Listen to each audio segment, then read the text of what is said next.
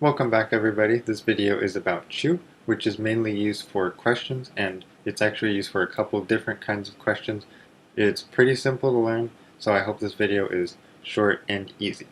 So first, chu is used to introduce a yes or no question. So in English, yes or no questions usually start with a form of the to be verbs such as is, are, was, will, were. It can also start with could, should, or can. And for yes or no questions, when you have a statement, to change it into a question, you change the order of the first two words. So, you are a student is a statement. The question is, are you a student? So you flip the first two words. In Esperanto, you leave the word order alone and you just add the word chu. So, vi estas studento is the statement, you are a student. The question is, chu vi estas studento? You just add chu to the beginning. And when you want to answer the question, like somebody had asked you, are you a student? You just take away chu and then you answer the question. So, yes, mi estas studento, or ne, mi ne estas studento. So you can go from a statement to a question just by adding chu to the beginning, or you can go from a question to a statement by taking it away. So you just add it to the beginning and that's it. Another example is mi iras al kinejo. Ĉu vi volas veni? So the first phrase is not a question, it's actually a statement. I'm saying I'm going to the movies, and then the question is, do you want to come? So whatever the question is comes right after chu. I'm not asking, am I going to the movies? I'm only asking, do you want to come? So whatever the question is comes right after chu. Another example, chu li? So even in one-word questions in English where you just say him, you use your intonation of the voice in English. In Esperanto, it's not advised to do that because many languages across the world don't use their voice and change the pitch and intonation. So if you do this in Esperanto, it's not always recognized that it's a question depending on who you're talking to. So you should still use chu. Because if you just said li, somebody might understand that you're asking him, are you talking about that guy? Or they might think that you're saying him. It's a statement. So you should still use chu even in one-word questions. Chu can also be added at the very end of a sentence. So, vi estas studento, chu? So this is similar to adding right at the end of a statement to turn it into a question. So, you're a student, right? Vi estas studento, chu? The only difference is that in English, when you do this, it kind of adds the nuance that I think what I said is right, but I'm asking for confirmation. In Esperanto, this isn't the case. It's exactly the same as asking, ĉu vi estas studento? They're both the same. In English, it kind of means that, like, I'm pretty sure what I said is right, but I'm not sure, so I'm asking you. In Esperanto, that's not the case. If you do, however, want to do that, you add ĉu ne instead of just chu. So, vi estas studento, ĉu ne? So that means I think you are a student, but I'm asking you anyway.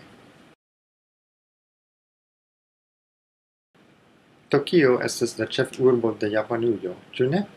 So Tokyo is the capital of Japan, right? So I'm pretty sure what I said is right, but I'm asking you anyway. Tiu estas via frato, ĉu ne? Again, I think that's your brother, but I'm asking for confirmation. Ŝi estas de Eŭropo, ĉu ne?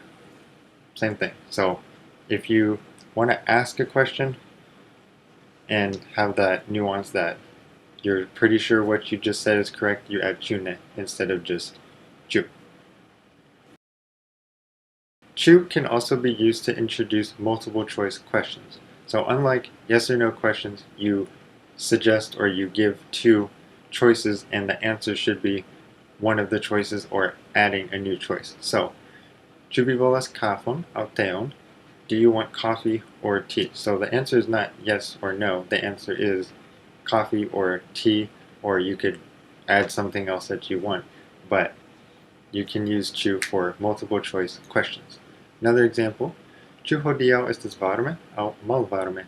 So is today warm or cold? Or is it warm or cold today? So your answer should be warm or cold or something else, but it shouldn't be yes or no. Last example, ĉu tio estas la via aŭ la mia? So is that yours or mine? There is one small problem with ĉu, and that is that there are two systems of answering yes or no questions.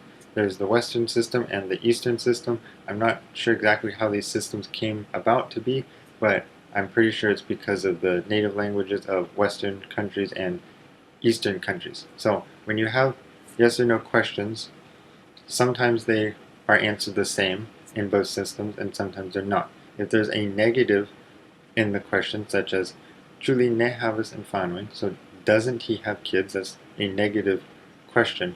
In one system, if you say no, that means no, he doesn't have kids. In the other system, if you say no, that means what you just asked is incorrect and he does in fact actually have kids. So there's confusion between the two systems. The Western system, as far as I know, is a lot more common, and Zamenhof used that system a lot more, but I'm just telling you there are two systems. So if somebody says something or they ask you something and they get confused by your answer, that could be why. So when you're answering yes or no questions, it's best if you just answer with a phrase or a sentence instead of just saying yes or no. So if somebody asks you ĉu li ne havas infanojn, instead of saying yes or no, you say yes li havas or ne li ne havas. So that clears up the question of does he or doesn't he. So just throwing that out there. Plus, if you answer questions this way in sentences or phrases, you use the language more and you get to practice a lot more. So overall, it's just better to answer this way rather than just saying yes or no. Alright, this is the last part of the video, and this is probably the hardest part, so pay attention. Ĉu can also be used in statements, so this has nothing to do with questions. So when you use it in a statement, it's like saying whether or if. So I don't know if he will come, or I don't know whether he will come.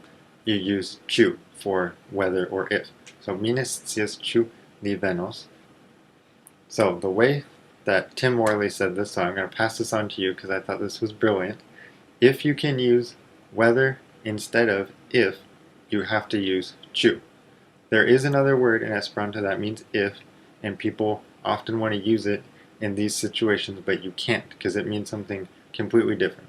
Ĉu and se are not interchangeable. So I'll say that again. If you can use whether instead of if, you should use ĉu. So mi ne scias ĉu li venos. I don't know whether he will come, or I don't know if he will come.